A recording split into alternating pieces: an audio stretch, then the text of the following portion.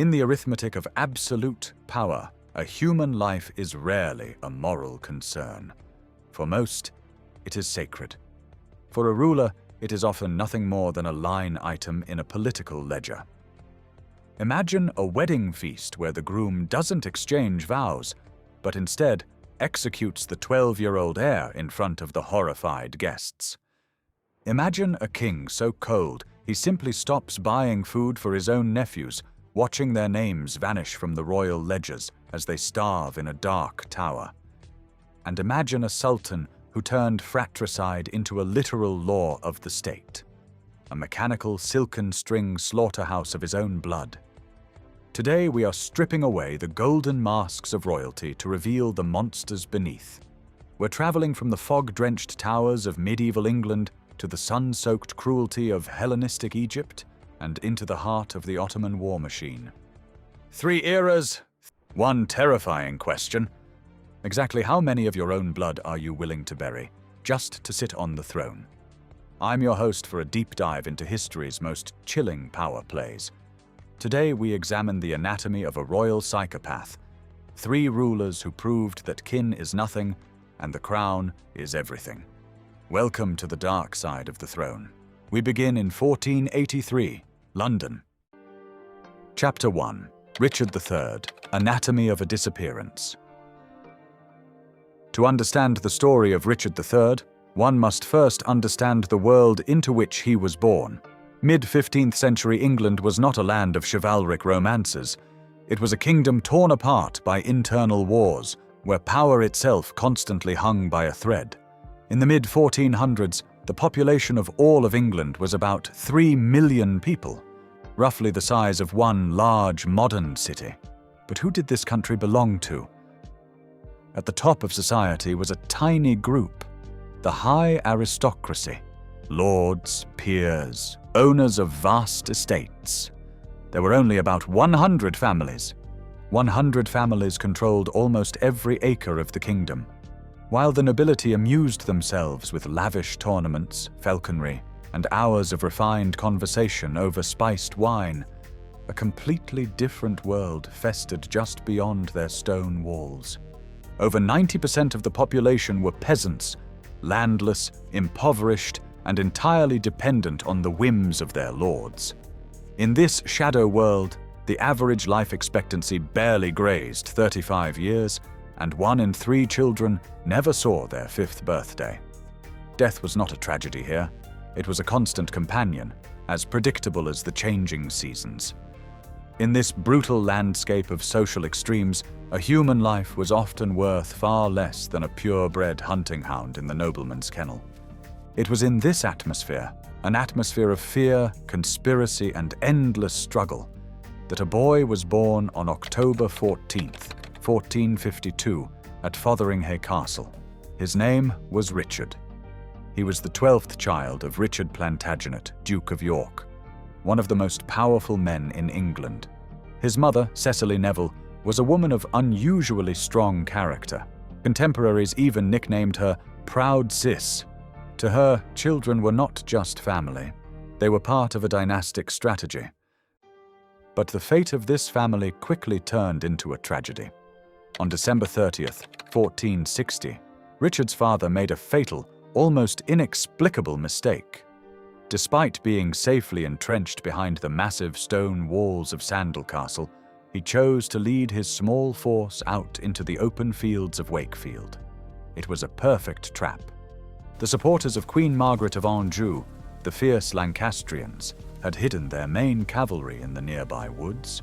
The Duke was surrounded in minutes. He didn't just lose a battle, he was hunted down like prey. The aftermath shocked all of England with its calculated brutality. The Duke of York was not given a warrior's death. He was executed on the spot, his head hacked off and sent to the city of York. There, it was impaled on a pike over Micklegate Bar, facing the lands he once claimed. To complete the humiliation, the victors placed a paper crown upon his cold brow, a mocking, blood-stained coronet for the man who would be king. For the 8-year-old Richard, the news was a shattering blow. His mother, the iron-willed Cecily Neville, was forced to suppress her grief to save her remaining children. in a state of near panic, she immediately smuggled Richard and his brother George out of the country to the safety of the Low Countries. His older brothers, Edward and Edmund, were now targets, but for Richard, the most haunting image remained that of his brother Edmund, only 17, who had been caught on Wakefield Bridge and stabbed to death while pleading for his life. In the eyes of his family, the world had ceased to be a place of chivalry. It had become a slaughterhouse, where the only rule was to strike first or be erased. After his father's death, Richard was forced to flee the country. Imagine a child leaving his homeland in the hold of a ship, knowing his family is in mortal danger. These years shaped the future king, reserved, observant, and extremely cautious. He grew up in the shadow of his charismatic older brother, Edward IV, who eventually took the throne. For Richard, this meant one thing. His job was to serve. To serve perfectly. But in April 1483, everything changed. King Edward IV died suddenly.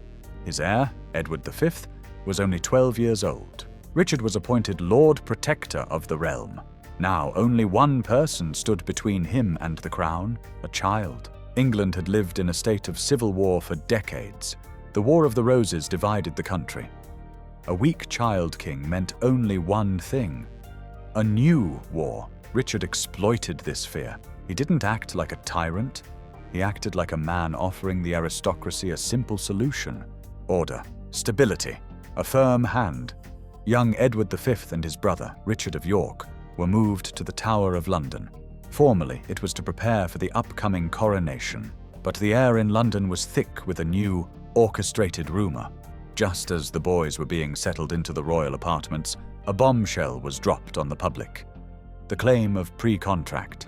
It was alleged that their father, the late King Edward IV, had been secretly engaged to another woman, Lady Eleanor Butler, before he ever met the boy's mother.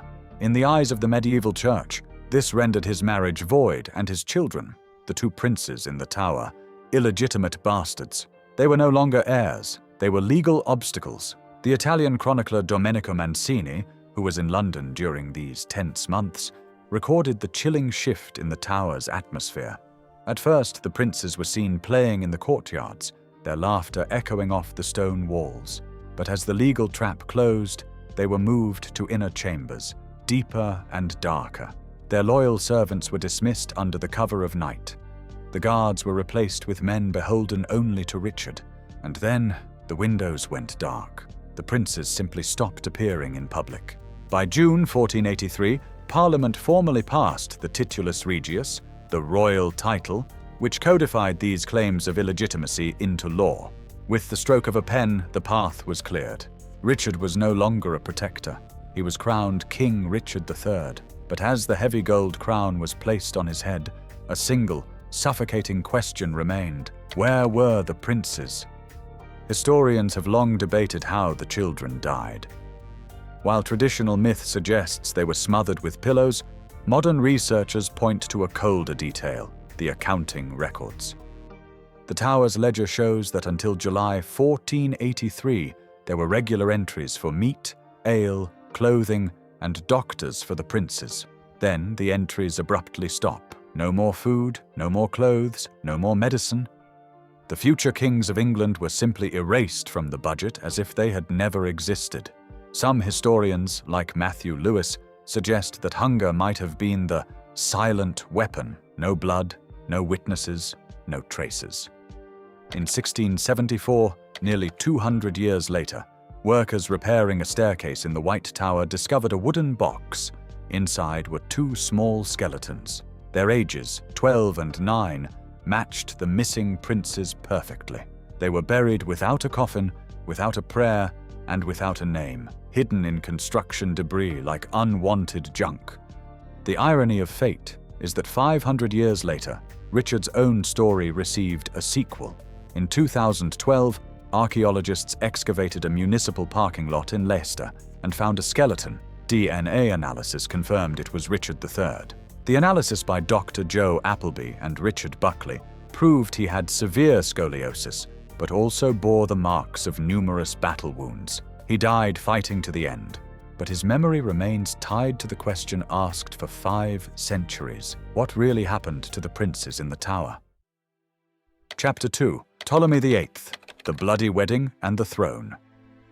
If Richard III is a story of mystery, the next is an open demonstration of power. Here, no one whispered in dark corridors. The murder was committed in front of the entire court. It took place in Alexandria, the city of libraries, philosophers, and the incredible wealth of the Ptolemaic dynasty. The Ptolemies ruled Egypt for nearly 3 centuries, founded by Ptolemy I Soter, a companion of Alexander the Great. They believed that to hold power, the dynasty must remain closed. Brother-sister marriages became common to preserve purity. In practice, this led to constant conflict. Brothers fighting brothers, mothers fighting children. In this volatile atmosphere, a man was born who would become one of the most polarizing figures of antiquity, Ptolemy VIII. He was the son of Ptolemy V Epiphanes and Cleopatra I Syra, a union meant to stabilize the throne, but which instead birthed a generation of rivals. To the common people of Alexandria, he was known by the mocking nickname Physcon, or Potbelly, due to his legendary gluttony and massive frame. Yet his physical appearance was the least unsettling thing about him. Ancient chroniclers describe a man who was as brilliant as he was cruel, a scholar king who was also a calculating predator. For years, Physcon had been a king without a kingdom, or rather a king in exile. After a bitter power struggle with his older brother, he had been forced away from the glittering palaces of Alexandria and relegated to Cyrenaica on the fringes of the empire. From the shores of modern-day Libya, he watched and waited, nursing a deep-seated resentment and a hunger for the absolute power that had been denied to him. In 145 BC, following his brother's sudden death, Physcon saw his moment. He returned from his long exile, not as a grieving relative, but as a conqueror at the head of an army. To secure his grip on the throne and pacify the Roman Senate, he sought a strategic marriage to his own sister and his brother's widow, Cleopatra II. The wedding was publicly staged as a grand act of reconciliation, a healing of the dynastic rift. But deep within the palace walls, there was a shadow over the festivities. A boy, the legitimate heir, Ptolemy VII, was only 12 years old. To Physcon, this child was not a nephew to be protected. He was a living threat to his newly reclaimed crown. According to ancient sources, during the wedding festivities, Ptolemy ordered the boy to be brought out. In a hall full of guests, music, and wine, the new king did not exile the boy or hold a trial. He simply ordered him killed, right there, in front of the guests. As historian Gunther Hobel notes, this was not just a murder. It was a political performance, a message to the dynasty. The throne belongs to the one who is willing to go all the way. His reign became a period of terror. The historian Justin wrote that Physcon carried out mass executions of the aristocracy.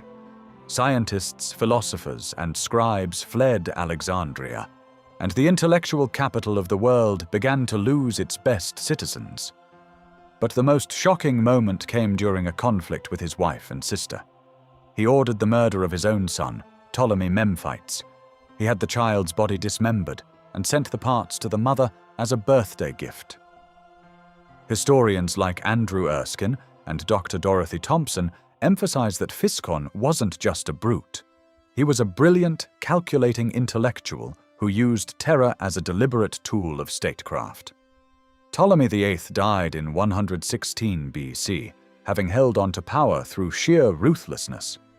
The dynasty eventually vanished with the death of the famous Cleopatra VII, but Physcon had already set the stage for its decline. Chapter 3. Selim I, the Law of Blood. If Richard III was about mystery and Ptolemy VIII was about cynical cruelty, then Selim I is about the transformation of family murder into an instrument of state policy. By the early 16th century, the Ottoman Empire was a global powerhouse. But it had a problem. There was no strict rule of primogeniture, the eldest son inheriting. Every son of the Sultan was a potential heir. To prevent civil wars, Sultan Mehmed II had legalized a brutal practice. The Sultan has the right to execute his brothers for the sake of the state. Even by these standards, Selim I, known as the Grim, was exceptional. Born in 1470 to Sultan Bayezid II, he was a man of stern, silent, and decisive temperament. While his life in the palace was filled with silk and gold, it was poisoned by the knowledge that he was the spare prince. His father, Sultan Bayezid II, clearly favored his brother Ahmed, a man of poetry and diplomacy. Selim spent his youth in the distant province of Trebizond, watching the decadence of the court with quiet loathing. This envy didn't break him, it tempered him. He realized that in Topkapi you were either the hunter or the trophy. He spent his years not in feasts but in the saddle, becoming a master of the military machine that would later crown him. Historian Carolyn Finkel notes that Selim differed sharply from his cautious father. Selim understood that the throne wasn't won in the palace, but in the hearts of the Janissaries, the elite slave-soldier infantry that formed the backbone of Ottoman power. In 1512, the tension reached a breaking point.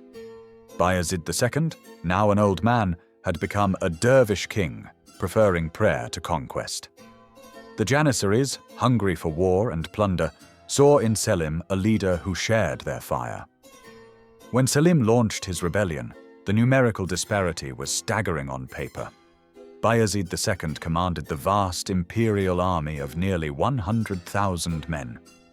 Selim arrived with a smaller but fiercely loyal corps of approximately 30,000 veterans and a massive faction of the Janissaries who had secretly defected to his side. The Sultan's army didn't collapse because of a lack of numbers, it collapsed because of a lack of will. In a move that shocked the Islamic world, the Janissaries refused to fight for the father Sultan.